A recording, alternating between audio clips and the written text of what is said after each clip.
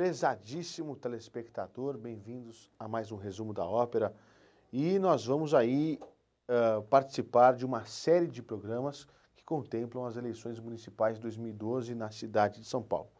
Para isso, nós estamos convidando todos os candidatos à Prefeitura de São Paulo para que possam democraticamente apresentar aqui também as suas propostas e as suas ideias com tempo igual de televisão para cada um deles. Serão os programas de 60 minutos, no total de arte serão 55 minutos, em que nós vamos aí ouvir dos candidatos as suas principais propostas para a cidade de São Paulo. E a intenção da TV aberta, uma emissora pública e uma emissora cidadã, é exatamente permitir com que cada um dos candidatos coloque em tempo igual as suas propostas para a cidade de São Paulo. E nós vamos conversar hoje com Miguel Manso, que é o candidato a prefeito de São Paulo pelo PPL, o Partido da Pátria Livre. É um grande prazer recebê-lo nos estúdios da TV aberta. Tudo bem, Fernando, obrigado. E é um prazer para mim também poder conversar com os seus telespectadores. Bem, eu vou começar, Miguel, pedindo para que você conte um pouco para o telespectador a respeito do seu partido, o PPL, que é um partido que foi recentemente criado, inclusive na esteira dos novos partidos, como por exemplo o PSD do prefeito Gilberto Kassab, final do ano passado, né, final de 2011 para cá, o seu partido teve o registro oficial no Tribunal Superior Eleitoral. Eu queria que você contasse um pouco da experiência de fundação do partido e também aquilo que são as linhas mestras do partido, ou seja, os eixos principais temáticos, para a gente também poder diferenciar os partidos, porque senão fica parecendo o seguinte, que todo partido é igual, é tudo pasteurizado, é tudo a mesma coisa, e eu queria que você pudesse ajudar o telespectador a distinguir o PPL de outros partidos através das suas propostas. Ok, obrigado, Fernando. O PPL, o Partido Pátria Livre, ele foi fundado em 21 de abril de 2009. Foi fundado por pessoas experientes, pessoas que vieram de várias vertentes políticas, né, de diversos partidos, e que no dia 21 de abril resolveram apresentar uma nova proposta à nação brasileira, né, uma nova proposta Dia emblemático, de 21 de abril, desenvolvimento. né, Já fizemos isso em homenagem ao nosso querido Tiradentes, certo? Né? Que também queria uma pátria livre à época em que éramos totalmente dependentes de Portugal. É verdade. Nós podemos pensar, né, e essa já é uma primeira questão, podemos pensar que, poxa, mas essa questão da independência e da soberania é uma coisa já resolvida há muito tempo, né, desde a época da nossa independência. Mas o fato é que a luta de interesses no mundo, ela é sempre muito complexa, né? E as nações, frequentemente, no seu caminho de construção, enfrentam dificuldades nessa questão. Há gente, inclusive, que defende que, nos dias de hoje, com essa coisa da globalização, a soberania dos países deve ser uma coisa limitada, restrita, subordinada a interesses de outras nações ou de outros projetos econômicos e políticos. Então, esse é um problema que, no nosso país, que é um país poderoso, desenvolvido, muito rico, né, de dimensões continentais, mas jovem ainda, 200 anos de história de independência, quer dizer, é um tempo pequeno ainda comparado com outras nações. Nem 200 ainda, né? Nem 200 ainda, pois é. Mas se contarmos a época que começou aí a luta dos Inconfidentes, quer dizer, é um processo histórico ainda recente, né? Então o partido foi constituído no dia 21 de abril de 2009, nós iniciamos já de imediato um processo, nós estávamos na época com 19 estados organizados, né? Iniciamos um processo de organização nacional, de coleta de assinaturas, que foi um trabalho muito intenso, porque parece fácil organizar partido no Brasil, mas não é tão fácil assim. Você precisa coletar por volta de 500 mil assinaturas certificadas, reconhecidas, validadas, cartório eleitoral a cartório eleitoral em todo o território nacional, quer dizer, em pelo menos 9 estados, né?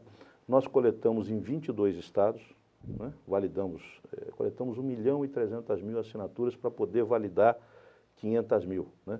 Porque nem sempre o eleitor tem o título, nem sempre o eleitor se lembra que a assinatura que ele fez no dia da votação, porque é comparado no cartório com a assinatura que ele fez no dia da votação. Então é um processo complexo. Fizemos esse trabalho e obtivemos no dia 4 de outubro de 2011 o registro do partido no Tribunal Superior Eleitoral por unanimidade. Foi um pouquinho diferente do PSD, Foi muito contestado. Houve muita contestação e o PSD foi aprovado por 6-1. Teve um voto contrário. Já o PPL não foi aprovado por 7-0, por unanimidade. Iniciamos o processo, então, de formação dos diretórios, né? Filiamos um número razoável inclusive de pessoas com mandato, vereadores, prefeitos, vice-prefeitos, deputados estaduais, né? Deputados federais. Nós tivemos um pouco mais de cautela, apesar de termos sido procurados por alguns deputados federais. Como o grupo que montou o partido tem uma identidade muito bem definida, nós preferimos passar pelo crivo do processo eleitoral que vai acontecer já a partir desse ano. Então, pela primeira vez, o partido vai apresentar as suas propostas à nação brasileira. E tem uma estratégia do partido, até para mostrar as suas ideias, disputar em várias das capitais, enfim, quer dizer, colocar programa eleitoral na rua. Isso, tem essa é a ideia. Hoje o partido já está constituído nos 27 estados, né, e 26 e mais a capital da República. Inclusive, na capital da República, nós temos já 2 deputados estaduais, 2 secretários de Estado, dirigimos a Companhia de Transportes da capital da República, o que está nos dando uma experiência muito interessante de administração pública nessa área de transportes também, experiência que eu vou utilizar aqui no projeto que nós estamos apresentando em São Paulo, né? Mas vamos apresentar 11 candidatos a prefeito, né? São 5 partidos no Brasil que vão apresentar candidatos em mais de 10 capitais, e o PPL é um deles, certo? Perfeito. Então, nossa política é essa, e também nas cidades polo, nas cidades onde nós temos condição o partido já está organizado em 1.000 cidades aproximadamente, e nós vamos poder apresentar o projeto do partido já praticamente em todo o território brasileiro. Perfeito. Agora, Miguel, eu gostaria que você também pudesse contar para o telespectador um pouco da sua trajetória de vida pública e privada, no sentido em que esse é o primeiro cargo majoritário ao qual você está concorrendo. É o primeiro cargo que eu vou disputar público. Ou seja, nunca disputou eleição. Não. Então, acho que é importante a gente também conversar com o telespectador para poder mostrar um pouco, né, do seu histórico, até para que o telespectador e eleitor também possa conhecê-lo melhor. Tranquilo. Eu sou nascido na cidade de São Paulo, nascido em Ipiranga, né? Moro atualmente ainda no bairro do Ipiranga, eu gosto muito do bairro do Ipiranga, estou lá sediado já há bastante tempo, né? Morei no bairro do Limão, em outros bairros do Cambuci, mas estou residindo no bairro do Ipiranga. Então, é uma boa coincidência, o partido ser da Pátria Livre e você nascer no bairro do Ipiranga. Dessas coincidências felizes da vida. Onde foi dado ali o grito da independência do país. Eu moro ali do ladinho, a 3 quadras ali do museu. Então, eu sou filho de imigrantes espanhóis, né? Sou filho de imigrantes, meu pai era marceneiro, minha mãe dona de casa e batalhadora. Estudei sempre em escola pública, né, praticamente, no Grupo Escolar Campos Sales, depois no Roosevelt, e depois fui fazer meu estudo superior na Escola de Engenharia de São Carlos, da Universidade de São Paulo. Lá me formei em engenheiro elétrico, eletrônico, né, com ênfase em computação. Estudei muito essa coisa de computação, na época eu estava começando, né, me formei em 79. Depois fui para Campinas, fiz 2 anos lá de pós-graduação em Campinas, na Unicamp, na área de telecomunicações. Fui convidado a trabalhar na Telebrás, no CPQD, aceitei, né, e trabalhei nessa área. Também, nessa mesma época, eu já fui consultor aqui no IPT, no Instituto de Pesquisas Tecnológicas, na montagem do primeiro laboratório de testes de aparelhos elétricos, dispositivos elétricos, para fazer certificação e verificação da qualidade industrial daquilo que era produzido aqui no Brasil. Foi uma experiência muito boa, montamos o primeiro laboratório moderníssimo para a época, né? Mas eu já comecei a minha militância política muito jovem na universidade, como líder estudantil. Em 75 eu já participava... Chegou a participar da Uni? Eu fui presidente. Na verdade, a única eleição que eu disputei mesmo foi a eleição de presidente de centro acadêmico como candidato, né?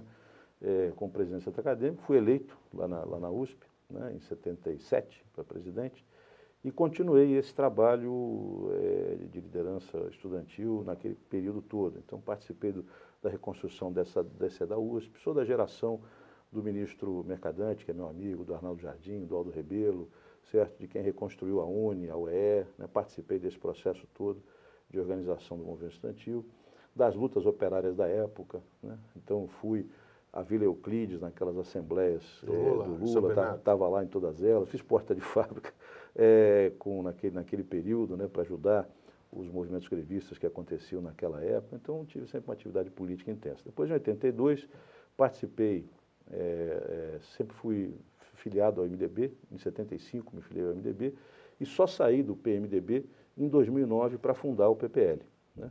Então participei do governo do Montoro, era assessor da Casa Civil do governador, né? Do governador Quércia, do governador Fleury, né? Fiquei um tempo na CESP, na assessoria da presidência da CESP. Companhia Também, Energética de São Paulo. na Companhia Energética de São Paulo. Trabalhei com o João Leiva na Secretaria de Obras e participei da coordenação da campanha dele a prefeito, que infelizmente não foi vitoriosa. Fiquei 12 em anos... 85, quando ganhou o Jânio Quadros. Exatamente. Fiquei 12 anos na Câmara Municipal também, 10 anos e meio, quase 11 anos, como assessor legislativo. Então tenho uma boa experiência também de todo o processo legislativo da cidade de São Paulo. Você assessorava um parlamentar do PMDB? Isso, assessorava a vereadora Lídia Correia, que hoje é presidente do diretório da capital nossa, do PPL, e candidata novamente à reeleição. Ela teve 3 mandatos e eu coordenei sempre os mandatos dela na Câmara Municipal. Então, minha experiência política é uma experiência de direção partidária e uma experiência de participar do processo eleitoral, principalmente no trabalho de coordenação, né? Pela primeira vez, eu vou disputar um processo eleitoral e vamos tocar em frente. Perfeito. Miguel, eu queria que você falasse um pouco a respeito desta eleição em São Paulo, que eu acho que tem algumas características peculiares, mas posso estar enganado, queria ouvir a sua opinião a respeito do tema. Os candidatos de todos os partidos, à exceção do PSDB, são candidaturas, vamos chamar assim, novas, no sentido de que nunca exerceram um cargo majoritário eletivo. Você vai para o PT, você tem lá o Fernando Haddad, nunca foi eleito, ele foi ministro, né, da Educação. Você vai para o PRB, tem lá o Celso Russomano, já foi deputado, mas nunca foi no Poder Executivo eleito. Você vai para a Soninha do PPS, você vai... Eu quero dizer assim, são, em princípio, uma eleição com nomes novos. Você não tem mais aqueles que já foram... Fulano já foi governador, foi prefeito, foi isso, foi... Isso é uma coisa nova, então eu digo só que tem uma exceção que é, no caso, o ex-governador José Serra, mas, no geral, isso lhe parece uma tendência para as próximas eleições? Quer dizer, existe uma nova geração de nomes à disposição do eleitorado, que não são mais aqueles, fulano foi prefeito, fulano foi governador e tudo mais. Como é que você encara isso? Como é que desassocia isso da experiência administrativa que aqueles que já foram prefeitos, governadores e tudo mais, também têm a oferecer nas suas propostas? Eu estou de pleno acordo com essa sua caracterização. Quer dizer, eu acho que o eleitor, de maneira geral, e os partidos, em certo sentido, estão sentindo isso, a necessidade de uma renovação política, né? O país passou um processo de democratização, depois houve um período, digamos assim, onde essas ideias neoliberais tomaram conta do país, da economia, aquela ideia de que não interessa se o celular ou se o automóvel é feito ou não é feito no Brasil. O importante é você consumir o automóvel e o celular, independente de onde ele for produzido, né? E isso foi um problema muito sério, porque gerou um processo grande de desindustrialização, né? E o país cresceu um pouquinho agora, nesses últimos anos, né, com o governo Lula, um pouco com a presidente Dilma, embora já comece a ter dificuldade, né, fruto dessa situação mundial. Previsão de crescimento 1,9% do PIB. Difícil, né? Difícil esse crescimento para um país como o Brasil. Enquanto China cresce 8, 9, 10%, Índia ainda, o Brasil fica patinando um pouco no seu desenvolvimento. A China está desacelerando, é só 8 esse ano. Pois é. Eu estive lá 3 vezes, quer dizer, aquilo é um país que trabalha 24 horas por dia, em qualquer cidade. Então, você tem uma necessidade de inovação, de renovação. Acho que os partidos sentem isso. Agora, isso não pode ser visto apenas como um processo para pessoas, né? Na verdade, o país está um pouco carente de novas ideias, certo? E é isso que o PPL está procurando.